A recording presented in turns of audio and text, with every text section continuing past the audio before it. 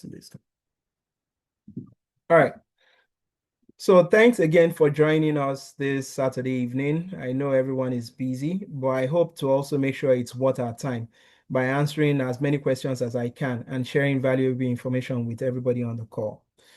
So the topic for today is taking control of your financial future in Canada, and that makes absolute sense, right? Like I can't remember the person who said it, but the saying goes that if you do not if you fail to plan, then you automatically plan to fail. So it makes sense for us to plan towards the future, put a lot of strategies in place to make sure that the future that we arrive at is the one that we intentionally plan for.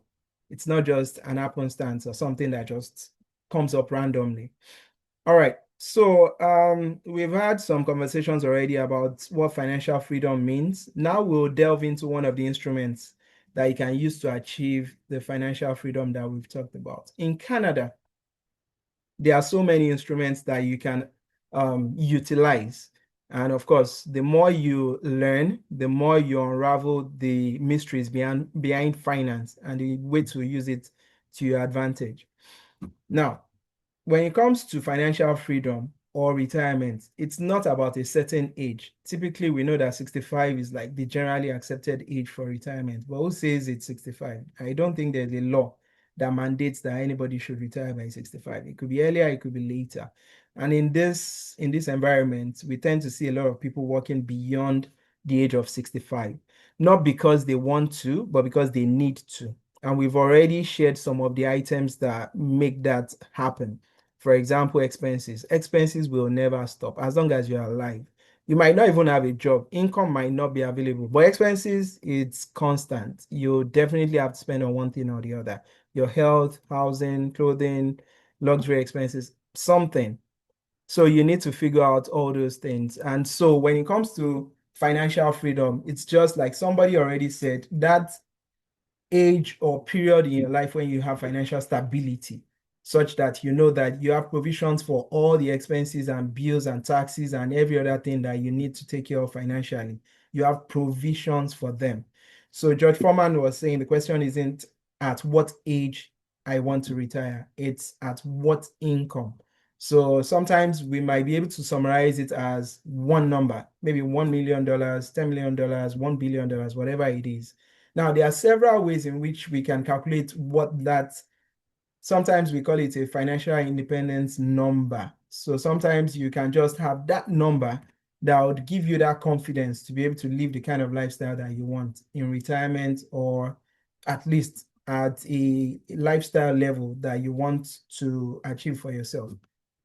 Now, like I said, we have several instruments to achieve financial freedom, a lot of them, but you can boil them down to a few items. So for example, in Canada, I was saying we have several instruments. We have some things called registered accounts, and we have a lot of them, but the most common out of the registered accounts are about 5. You have RRSP, Registered Retirement Savings Plan. You have FHSA, First Home Savings Account. You have TFSA, Tax-Free Savings Account. You have RESP, Registered Education Savings Plan, and you have RDSP, Registered Disability Savings Plan. Now, those are more or less the most common, but you have several other registered accounts. Now, the whole idea about registered accounts is the government gives you that opportunity to open such accounts and pay less taxes. Now, sometimes most people don't understand how to use some of these accounts. So it's either they don't use it at all, or they don't use it to the maximum of its full potential. So how do you actually maximize the benefits that are available within each of those financial instruments or those registered accounts? So it's an area that you can have a discussion on for the entire day. So we'll just carve out one section of it, which will be RRSPs and other things that could help us plan specifically towards retirement. So we'll narrow it down just to RRSPs and things that are related to retirement planning and achieving financial freedom at whatever age you want. You can be financially free at 30 years old or even earlier. It depends on how you structure it and how you plan towards it. Now, we'll start off with a survey that was organized by CIBC. So CIBC was asking a bunch of people how they plan to manage their expenses or basically maintain their lifestyle in retirement. And the graph you see on my screen shows the responses that was gathered from the survey population. So 85% believe most of their income during retirement is going to come from CPP. CPP is Canada Pension Plan. Now, just to quickly explain the logic and philosophies behind some of these concepts. Most of these concepts are structures that are available in Canada, and the more you know about it, the better you're able to utilize them to plan towards your retirement or towards achieving your financial goals. CPP is your money for sure. If you're working, if you have any 9 to 5 job, full-time, part-time, whatever it is, you contribute towards CPP. That money is automatically deducted before you get your take home. So because you're keeping your money with the government, once you get to the age of retirement, the government would have invested your money and they'll start paying you back. So first understand that, because we will come back to it later on. So CPP is your money, keeping it with the government, they invest it, you get it back during retirement. So a lot of people understand that they would get something from it in retirement. But one, many people don't understand how much they are going to get from it. And that's where you quickly start understanding that it's limited. It's very, very, very limited. Like, for example, in recent times, the maximum you can ever get from CPP per month is, I think, about $1,400, which we immediately see that is never going to be enough. If you consider your rent, feeding, clothing, housing, all those things, like the $1,400 will never be enough. Now, that CPP, if you get that maximum, because most of us will probably not get the maximum, because for you to get the maximum, you would have worked for almost 4 decades. And during that 4 decades, you must have contributed the maximum amount of money in Canada. So if you've not lived here even up to 40 years, forget about that maximum amount. It's not happening. So the average amount, which is more realistic, is about maybe 800 and something dollars per month. So we already understand that it's never going to be enough. That CPP, if 85% of people feel that CPP that they will get in retirement is going to take care of them, it's not going to happen. So let's move forward, because of course we can always spend time on that. Apart from CPP, when government gives you the CPP and you still fall into the low income bracket, then it's possible for you to get OAS. OAS is old age security. There are several eligibility requirements for it, because going back to number one, it is not your money. CPP is your money, but OAS is not your money. It's funded from taxes. So 80% of people feel their money is going to come from there. But it depends. You might not get a dime from OAS, because it depends on the discretion of the government and their definition of low income families or individuals for you to qualify for OAS. Then you have the bracketed area that I put out there, RRSPs and TFSA. Now, RRSP is one that we will deal with quite extensively today. But those two things that I circled are registered accounts. So again, over half of the population that were surveyed believe that most of their retirement income is going to come from RRSP and TFSA. Then you have several other items on the list. You can reach out anytime. I can share these survey results with you and all that.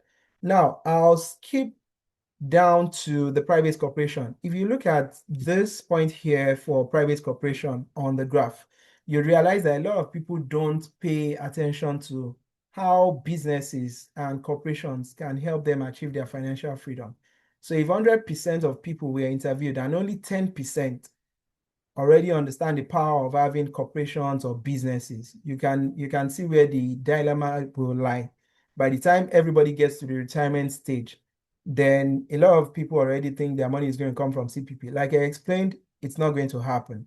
So if a lot of people don't pay attention to private corporations, like just 10% feel that their retirement income is going to come from businesses, then that will be the terrible reality of a lot of people, because you don't have businesses, you're not thinking about setting up businesses right now, you don't expect your retirement funds to come from businesses, then you probably wouldn't have any other thing to fall back on, except the other things that you probably might have false hopes in. So those are the issues that typically come up when I'm speaking with clients. Now, apart from businesses that people don't pay attention to, the other one that is overpriced is lottery and gaming. So if you see the item that I have here at 7%, lottery and gaming, 7% of the people surveyed feel that their retirement income is going to come from lotteries. It will not happen, because statistics show that about 1 in 14 million, or sometimes depending on the type of lottery, 1 in 33 million will win a significant amount of money that will be enough for them to manage or maintain their lifestyle in retirement. 1 in 14 million. What that simply means is 3 out of all the Canadian population, because the population of Canada is about 42 million. So only 3 people at best will probably hit that kind of jackpots. That's if everybody even plays the lottery every single year. So it already brings into stark reality that 7% expecting that money will come in for them for their retirement from gaming and lotteries. It's a pipe dream. It will not happen. Yeah, some people would actually be lucky, but the rate of luck is 1 in 40 million. What are the chances? So those are the things that typically come up. That's why I asked some of the questions I put forward while we were waiting for others. Like, where do you expect your financial freedom to come from? How are you planning towards it? What exactly is going to hold you back or affect you achieving that goal? All those things are things that you should actively think about. And when you settle on an answer, you need to do your due diligence to be sure that you're not just misinformed. You don't want to get to age 65 and realize that everything you believed is a lie, which is why we started from the point of CPP. CPP will never be enough. So moving on, let's now dive a little bit deeper into the definition of RRSP. RRSP is Registered Retirement Savings Plan. What does that even mean? In simple terms, if you contribute, it's an account similar to your checking account or savings account. If you create that account, any money you put into it, the same way you contribute money into your savings account, any money you put into your RRSP will not be taxed today, but it will be taxed tomorrow. And when I say tomorrow, by today, I mean any day you decide to open an RRSP. And if you've opened it already, congratulations, that works. Tomorrow means either tomorrow, meaning Sunday, or if you decide to withdraw the money in 2 years' time, 20 years' time, 100 years' time, it doesn't matter. Anytime you put in money in there, it will not be taxed. Anytime you take out money from the account, it will be taxed. All the money that you take out from the account will be taxed. Like, it is very certain, because that is exactly how it is designed. Now, that gives you an opportunity, right? But it also requires you to be very careful on how you use these accounts. First off, before we get into how to use it, let's talk about the eligibility requirements. Not everybody will be qualified to own an RRSP, but in most cases, if you live in Canada, you typically should qualify, because that means you live in Canada, you pay taxes in Canada, you file your taxes. It makes you a Canadian tax resident. And the second thing is you must be earning money in the Canadian environment. So if you have earned income in the Canadian environment, earned income does not include investments, earned income like 9 to 5 jobs, self-employment and all that, then of course you qualify. Then if you have a valid SIM. So like I said, if you live in Canada, typically you would have all those three. Now, if you do qualify, you need to now understand the features of the RRSP. The most important one is you must have that end income that we talked about, because your contribution room, which is the limit to which you can contribute into RRSP, is based on your previous year's earned income. Now, we'll talk about that in building strategies of how to use this RRSP. The withdrawals that you make from RRSP are permanent. So there are some other accounts like TFSA. If you take out money from TFSA, you can recontribute it in the following year. But for your RRSP, if you contribute into it, yes, it is tax sheltered, meaning they won't collect taxes when you're contributing in. If they've collected taxes before, they'll return those taxes to you by tax rebates when you file your taxes.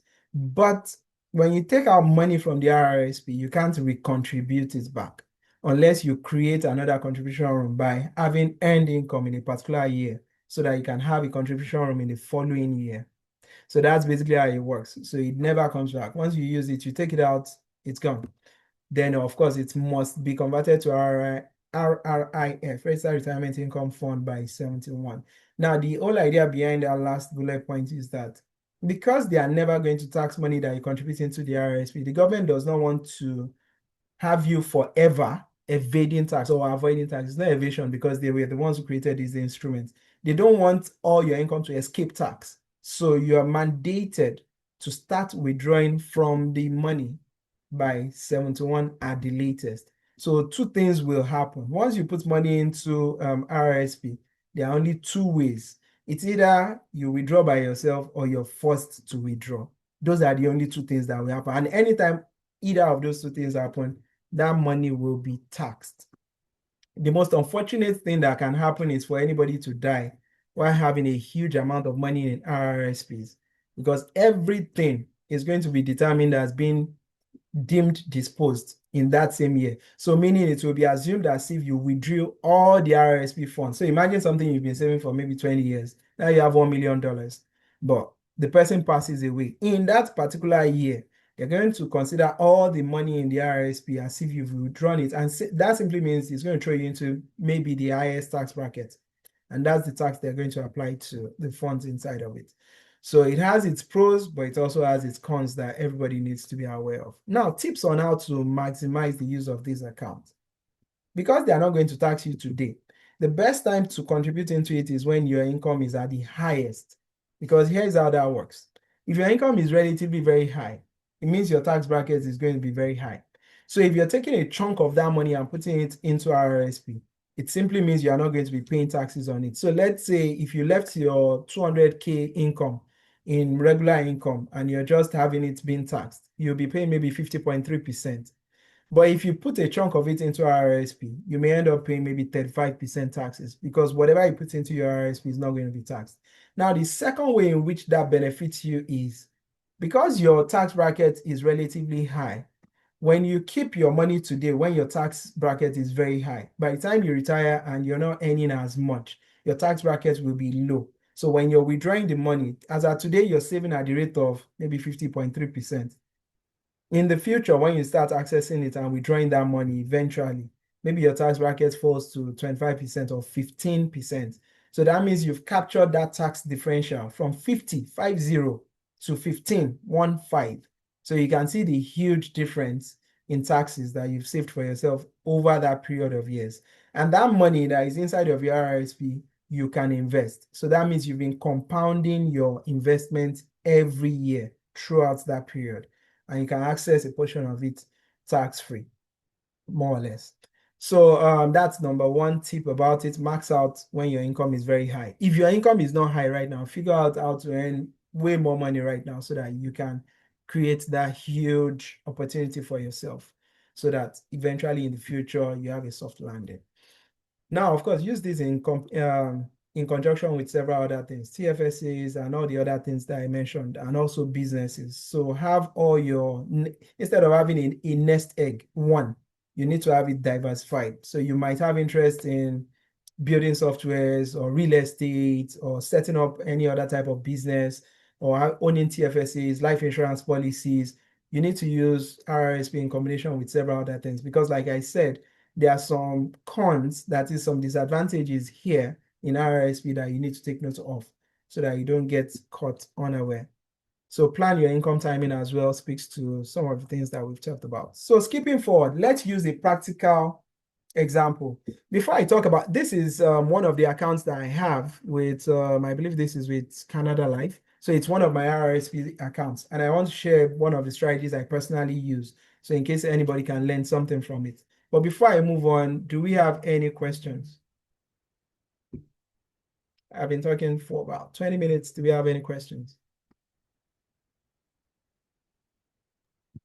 Thank you so much so far. For RRSP, I know it's been like, people saying different things. Like it's scam eventually at the end of the day. I know you mentioned it, but sorry, my mind was off. Like I was trying to like get the point. So because what they said is later on when you are retired that you think you have chunk of your money, but rather they will still tax a chunk out of that money you think you have saved over the years.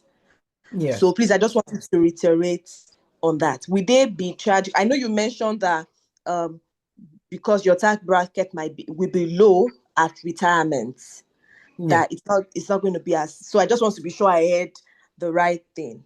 Yes, absolutely. And thanks for your question. So basically, yes, the simple answer is you will be taxed eventually. When you put in money in there, you will not be taxed. But when you're taking money out, you will be taxed. Now, that creates an opportunity, but it also calls for caution. So when I say your tax bracket will most likely be lower in the future. If, for example, let's imagine maybe the common scenario. Right now you're working.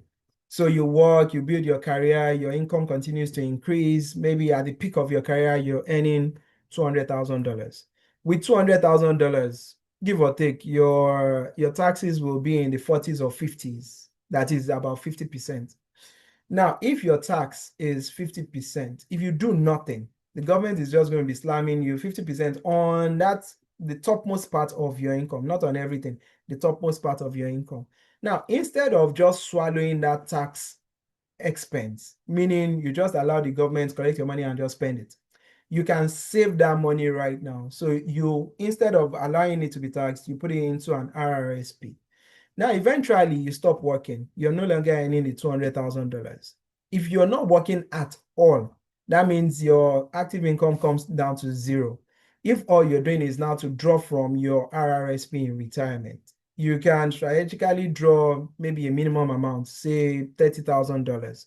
Now, in that $30,000, the first $15,000 is tax-free. I can go into the details in some other conversation. But the long and short is that $30,000 you withdraw, the maximum you pay in taxes might maybe be, let's assume, 15%. So you've been saving your money at the rate of 50% or 40%, but now you're going to pay taxes of 15% in retirement because you don't have active income. Although, if you have businesses, then that changes the dynamic depending on the type of business. If you have corporations, then you're safe because corporations have their own favorable tax regimes, which is another reason I highlighted in the beginning that everybody should definitely think about businesses because it has a lot of tax benefits. So let's imagine that you're even okay, but most of your income comes through the business. That simply means your active income is maybe zero and every other thing is working within the corporate tax regime, which is another conversation. So if your tax rate is zero, it gives you the opportunity to pay less taxes. So even though they are going to be collecting taxes in the future, you're going to be paying way a lesser amount of taxes than you would have paid today if you did nothing. Do you understand? In my head, it's sounding convoluted, but do you understand? Yeah, yeah, it makes sense now, actually. It Okay. makes sense now. It's just that now, so from what I gathered, if you have no business, Mm-hmm. so your tax might still be a lot. But if you have an incorporation, not the regular business, if you have an incorporation, is lesser because of the bracket, the tax bracket, right? Yes, absolutely. Absolutely. And of course, we can take this offline as well so that I use additional illustrations because I understand sometimes it can be a little bit complicated. Thank you. Yeah, you're welcome. So yes, you're right. The number one thing you have to do when it comes to RSP is to be aware of the tax implications and properly understand it and strategize on how to use it. Because you won't pay taxes today, but you'll pay taxes tomorrow. So the only way you win is if your tax bracket today is going to be higher than it will be in the future. And one way to lock that in to ensure that that is your situation is to make sure that in the future, majority of your funds come through the corporation, not through your own personal earnings. So most of all your activities make it happen within the corporation because there are a lot of ways in which you can save taxes in there. So that in your hands, the taxman does not really see anything because the corporation is an entity on its own. It's like a human being on its own. So if they are not seeing much, they'll tax you just a little bit. All right. All right, thank you. You're very welcome. So this is my example. Like I said, my personal account. What I did was in the first 3 years, I wasn't paying so much attention to it. Like I said, a lot of people don't understand it enough, or they have it opened, but they are not maximizing the benefits. So I fell into that second category. I had the RRSP open since 2021, got to Canada in 2019. 2021, I have my RRSP from that time to end of 2024, which is 3 years. The entire amount I had in there was $23,000. That's a waste of time and a waste of my contribution room. So what I did in 1 year, which is just 2025, was to triple the amount of money that was built in that account. Now, it's interesting because I didn't really have to do so much. It wasn't as if I was pumping money into it. What I did that was very strategic and different was that I instructed my employer to pay money directly into my RRSP. What that simply means is for you going with option one and saying at the end of the year, I will file my taxes and then I'll get a tax rebate from the government. That will be to your disadvantage because the money has been with the government and away from you, meaning you've not had the opportunity to invest that money until you collect it in the following year. But for me, because I said from source, make sure you take out that RRSP, do not tax it. So the money that you should have extracted as tax, leave it in. Those two pieces, put it directly into my RRSP. So that was how I was able to triple my RRSP balance in 1 year. So what I did in 3 years, I was able to do triple of that in 1 year. So it's almost like if I was doing it at the same rate, I would have achieved what I achieved in 1 year. I achieved it in maybe 9 years, going forward from 2024 plus 9 years. So that's basically what I did. Of course, it would also require you managing your expense, your income, making sure you can live off whatever is left from your income, because of course I'm contributing more into my RRSP. Then another thing that you would want to note if you're ever doing this is to indicate a beneficiary in your RRSP. What that simply means is, God forbid anything happens to you, the money moves from you to your beneficiary. And I need to even confirm that if it's possible. So scratch that. I need to confirm because you must pay taxes. So I need to confirm how that would work. But basically, just make sure that you're paying attention to all the tax implications of your RRSP. That's where I was going with that.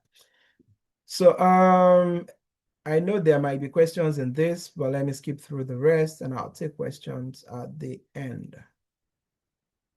So once I put money into, I instruct my employer to put in plus my own money and the tax element into the RRSP. Then once it gets into the RRSP, I invest it.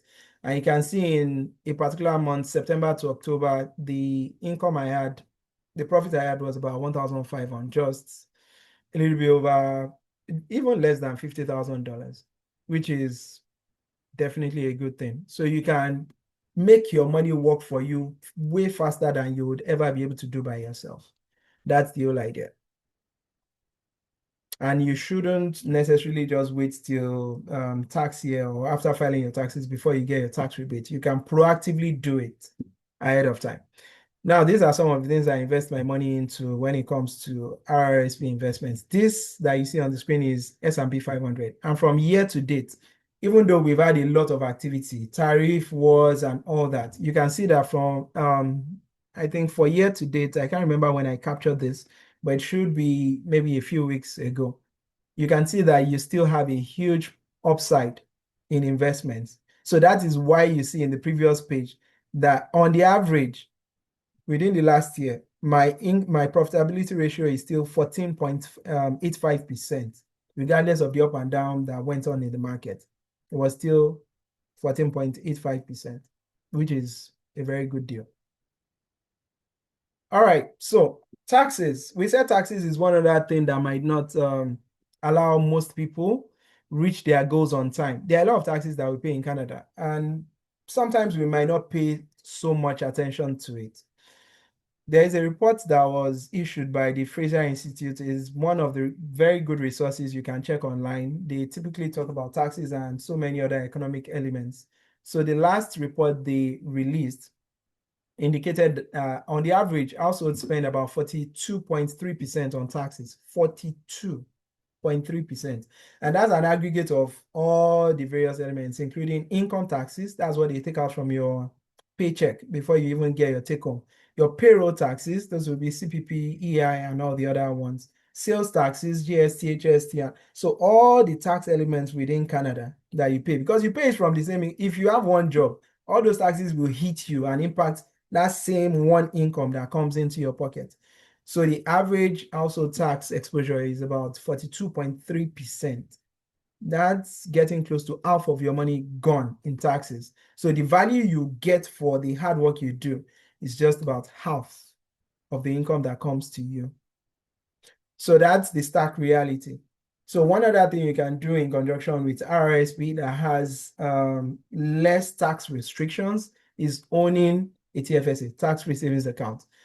The difference is that for your tax-free savings account, they will tax you today. So tomorrow they will not tax you. So you see that it's almost like the reverse of your RRSP. So RRSP, we won't tax you today, but we will tax you tomorrow. TFSA, we will tax you today, but we will never tax you after that. So that's your TFSA. But regardless of it being RRSP or TFSA, you need to make sure that the money inside of these accounts are invested. If you're just putting money in there, it's just going to be sitting in there. If you're lucky, the institution, the financial institution will probably put your money into low risk activities like high income savings account or something like that. And you get maybe 1%. What I showed you was about 14.5%. Of course, it goes up and down, but it's way different from 1%. So you need to have your funds invested when you get into those registered accounts.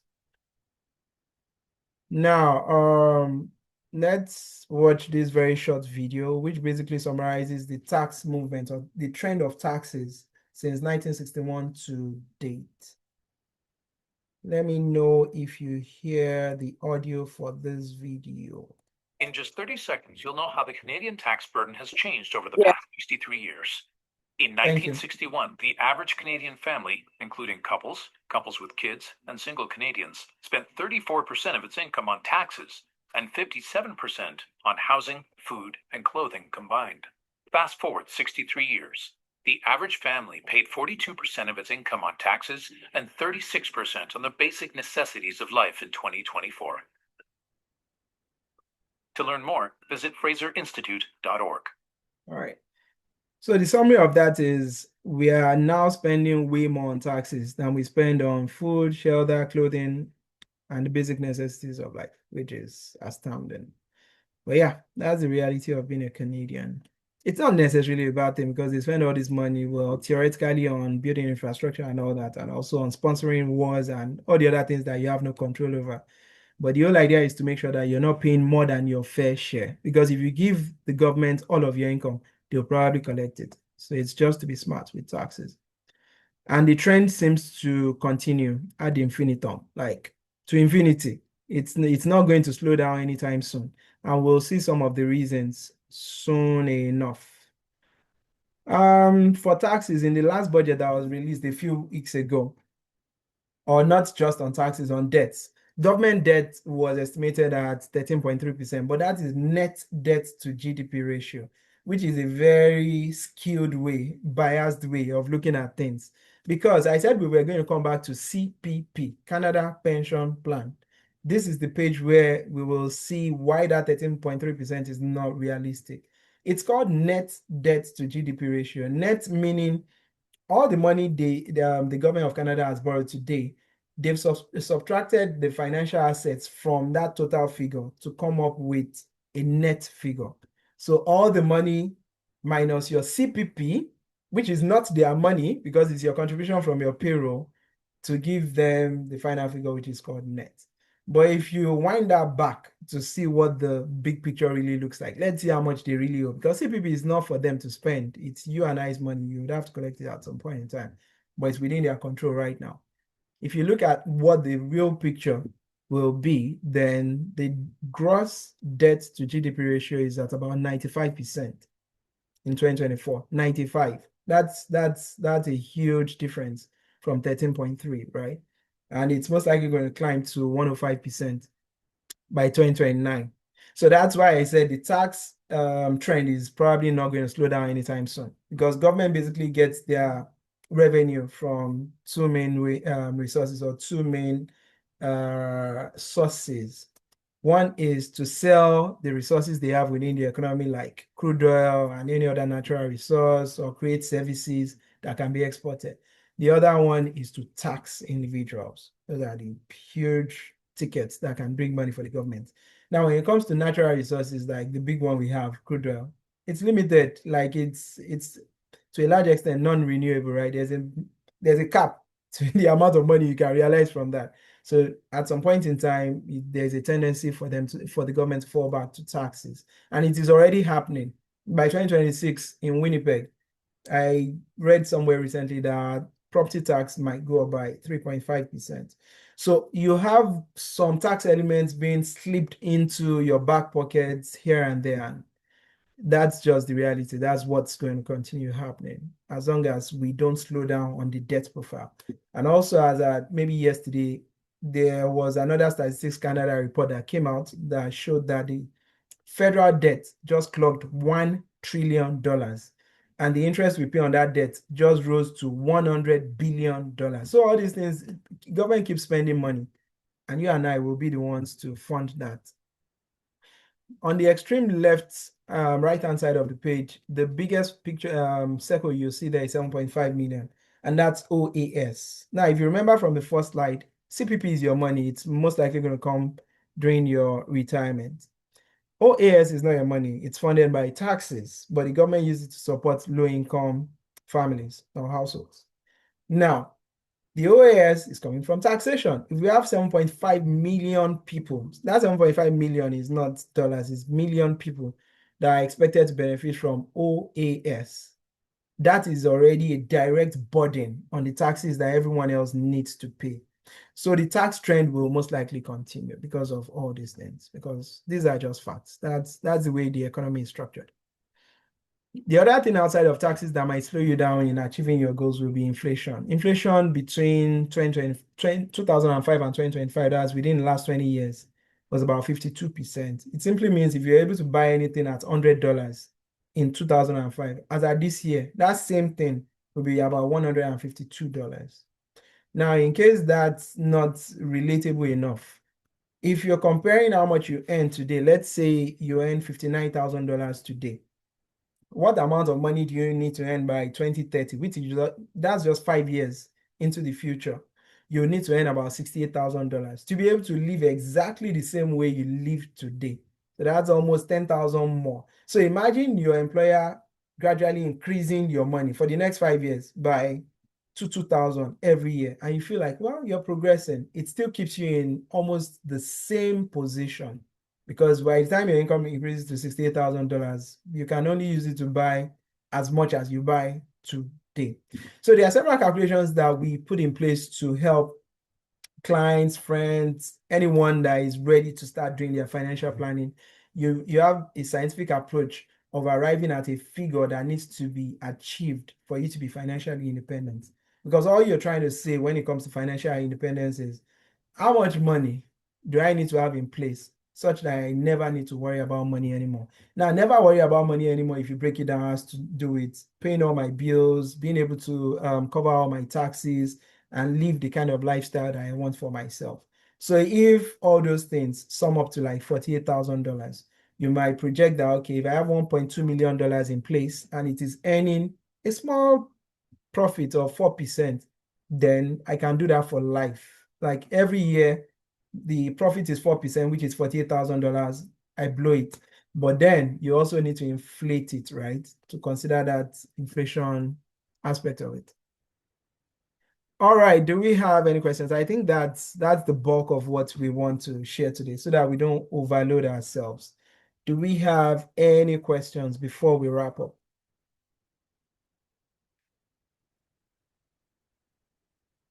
Any questions? You must Yeah. ask me. Thank you so much so far. Thank you for imparting us from your well of knowledge.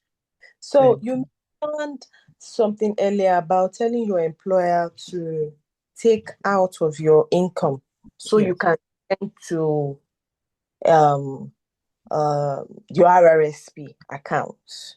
Yes. So that you talk to HR, what income exactly? Are you telling them take a portion out of it, or what income are you telling them to take out of? Yes. So by the time you join an organization, you would have a gross income on your maybe letter of employment. So that's your total remuneration. So that's the income they are taking from. So for example, you might be entitled to $100,000. That's your gross income before tax. So that's what they are going to be subtracting money from and depositing it into your RRSP. Now, for me, it was easy because there's already a process for getting that done within the organization that I work with.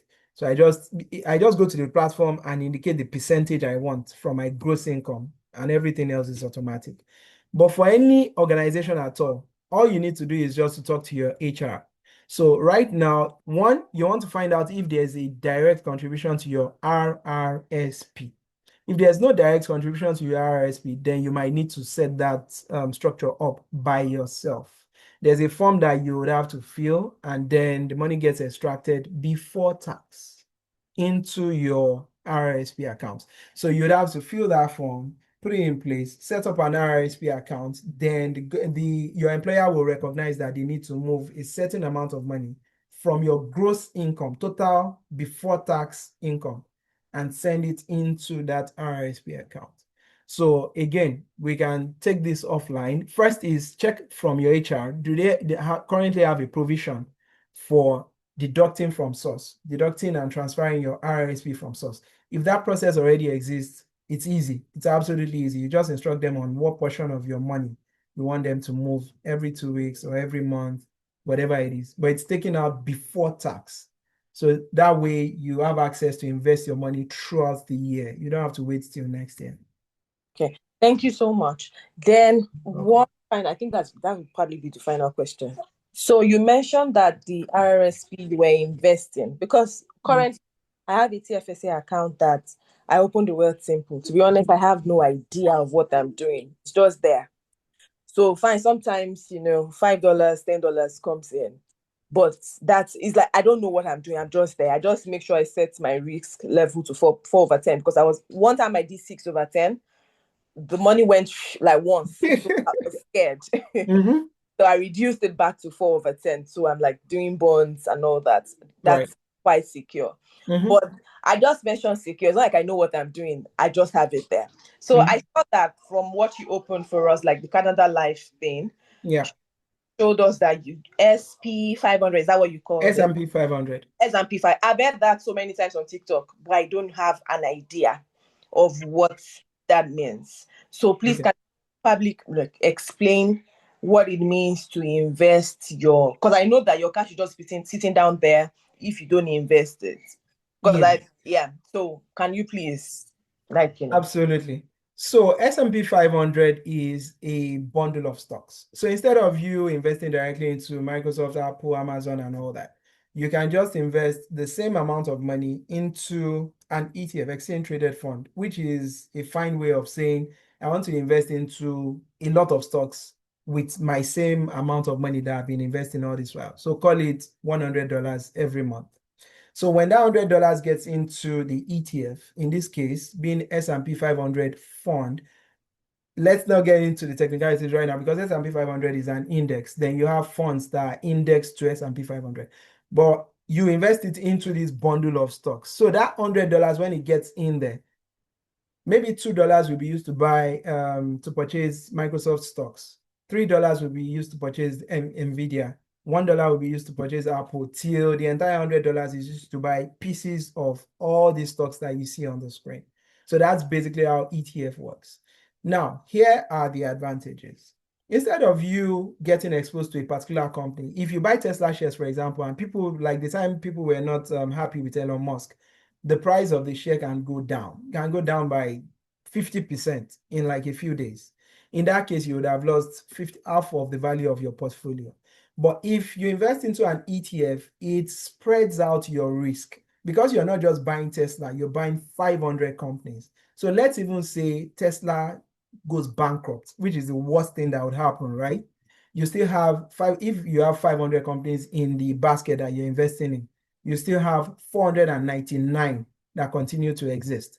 So instead of you having zero, your portfolio just going to zero in 1 month, your portfolio might just dip by maybe 1%. Or it might not even dip at all because you have several other companies within your basket that are going in the right direction, that are actually appreciating. So it spreads out the risk of you investing into the market. Instead of you going for one, you're going for a bunch. So that if the worst case happens to even one of them, you have 499 pulling in the right direction. So that's what an ETF is. So that's one. Two, because it is automatically rebalanced, what I mean by that is out of the 500, let's say one of them is not doing well. First quarter, second quarter, up to a year, it's not doing well. They will consider it for replacement. So meaning they'll kick it out. So let's say Apple is not doing well for the entire 2025. They'll consider another stock that is not currently in S&P 500 that has done very well throughout 2025 and has all the other good criteria for it to qualify for S&P 500. They'll bring it in and send out Apple. Now, when they're sending out Apple, you've not lost money per se. So they're just saying instead of you to continue losing money with Apple, remember it's just out of your $100, it's like maybe $2 that was invested steadily into Apple. So we're saying we will no longer be investing the $2 in Apple, we'll be investing it into the replacement company. And whatever you have as the cumulative amounts that we've invested in Apple, we'll liquidate it and transfer it into investment into this new company that we're bringing in. Now, all that happens automatically. You don't have to do anything. So it just takes all the burden of monitoring the markets, making all these technical analysis, sensitivity analysis, fundamental analysis. There are plenty of things that go on in the market. So if you don't have time to do all that work, buying S&P 500 or any other type of ETF helps you take off that burden from you and gives you good exposure to the market. So that's basically how it works. Thank you so much. Thank you. You're very welcome. And again, we can always chat offline as well. So we can review what you currently have invested in, and if you're willing to diversify into something else, how do you want to go about it? If you want to plan towards 2026 to restructure your portfolio and actively invest. Because like you rightly said, I've heard a lot of people say, yeah, I have a TFSA. I just put in $5, $100 once in a while. That's not a strategy. Like if you continue doing that in the next 5 years and you open the same account, what do you expect to meet there? Of course, the addition of the $5 plus $100 plus $200, that's what you're going to see in there. So it has to be very intentional. I put in X amount of money in there, I invest it into this particular portfolio, and this is the rate at which it is growing, and this is what I project that it's going to be at that point in time, because this is what I want to use it for. So it has to be very intentional. There has to be a method to it. Otherwise, it won't help you achieve anything because you didn't plan to use it to achieve anything in specific. Sure. Thank you so much. I'll probably, we'll talk outside. No wahala. Yeah. All right, do we have any other questions? I like our time management today. Still have about 2 minutes. Yeah, thank you for everything, for the enlightenments. Now, you said something about that if you invest, you can invest your money in RRSP. Yes. Now, and when you invest, you expect interest. Now, Yes. if you earn interest in the RRSP, and then you want to withdraw at a later date, now will that interest be taxed or not? Everything you withdraw from RRSP will be taxed. Everything, 100% of all the money you withdraw from RRSP will be taxed. Now, the control you have is what tax is applied, which is what I was explaining earlier, that when you're withdrawing, you can structure your financial plan such that at the point when you're withdrawing, you're not actively earning. So you don't have 9-to-5 jobs, you don't have self-employed jobs that is giving you direct money, at least for a period of 1 year. So that is what the taxman will see to figure out what your marginal tax rate should be. So once you have that in place, you can withdraw your money and pay very little tax if you are going to pay taxes at all. So you can control the amount of taxes you pay, but you have to be very intentional with it. When do I want to withdraw this money? How do I plan towards that point in time? Okay, thank you. You're very welcome.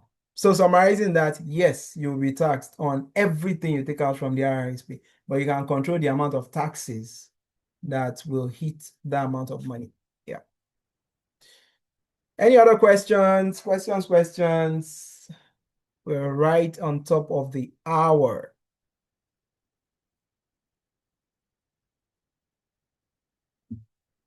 Yes, so thank you for joining. Before you leave, I posted something on the chat earlier. So it's a post-webinar survey. Of course, I want your feedback.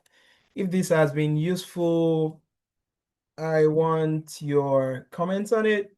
It's like a review. I've not completed my official Google review page, but there is a Google form that I created. I just reposted the link into our chat. So please look at the chat for this webinar.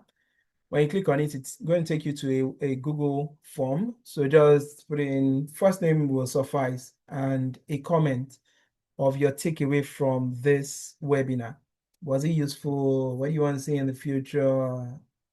Were you blessed by whatever you learned in the church balance? So yes, just give a feedback on the webinar using that link. And of course, if you want any additional advice on your finances, I basically focus on the personal finance aspect for individuals. So if you have any questions on your personal finance, which of the accounts should you open? How should you plan your finances? What's your financial independence number? Make it very specific so that it's easy for you to work towards it. That's basically what I do. Then I have several templates that would help you as well. I shared some of the calculations that go on behind it, but I can also share spreadsheets with you so that you can use it for your budgeting, your planning, and of course, just making sure that for each year, you're making steady progress towards achieving your goal. That's my mission, to make sure that every time I meet with someone, I'm able to help you draw nearer to your goal. Just gradually draw nearer to your goals. All right. Yes, you can have the template. Let me see. Drop your should I say drop your phone number? Either your phone number, your email address, anyone will do. So I can send it to you. Michael, don't worry, Michael. Sorry, I definitely I know you. I'll send it to you. I'll share it. Final one, sir. How will I be able to chat with you after this session? Okay, so this is, thank you for mentioning that. I forgot. So this is my phone number on the screen right now. So this is my phone number, 204-890-4910. So feel free to call me. You can send me a WhatsApp message, or you call me or send me a text message. That would be fantastic. So you can do that, or you can scan this QR code on your screen right now. That will take you to my personal calendar. So you can schedule 205, I said 240. So you can schedule a 30-minute session with me on my calendar. Use that QR code. It will take you to my calendar, and you can schedule a 30 minutes chat. So that's the way to reach me. And my phone number is 204-890-4910. So I've deleted the wrong phone number. You have the correct one in there. And it's also on your screen. So it's in the chat. My phone number is in the chat. And it's also on your screen right now. Yes, 204. I've screenshotted it. Thank you. Awesome. Thank you very much. And if you scan that QR code, it takes you to my calendar, and you can easily schedule time with me. So I have, and it's free consultation. So Thank you, because I've been wondering. it's good that I mentioned it too, because you probably wouldn't schedule time because you don't want I'll to be pay like, $1,000. yes, oh, okay. Because I won't want to Yeah. I'll be like, oh, I'm charging you. I'll be like, excuse No, exactly. Excuse you. What's going on? No, it's free of charge. It's just 30 minutes. Yeah, absolutely. you. You're God bless welcome. you, sir. Thank you. Amen. So yeah, so let's just chat 30 minutes. We see what you're doing. I was thinking about it before this session. Like you can schedule that journey to look like what you've done already, what you're doing right now, and how you want to get yourself to that final destination. So we'll just quickly map it out, and all you need to do is just to implement. I'm sure everybody on the call right now, you've done fantastic things already. Some of us have TFSAs, RRSPs, but how are we using it? And what do we want to use it to achieve? So just plug in the gap between the A, where we are right now, to where we want to get. It's a scientific process. Like we don't need to use guesswork or expect that. Okay, of course, God will take us there. I believe strongly in that, but we need to be intentional with it. So yeah, let's have a chat, schedule the 30-minute session, and we'll take it from there. Okay, thank you so much. You're very welcome. I think someone wanted to say something too. Any final words, any final comments before we call it a day? We good? All right. Thank you very much. And I really appreciate everybody on the call. If you want to come on video and say hello, that'll be fantastic as well. Thank you so much. I appreciate it. If I Thank you for your time. You're very welcome. Thank you for your time. Thank you very much. You're very welcome. You're very welcome. Yeah. All right. See you at the next webinar. Yeah, bye. Good night, everyone.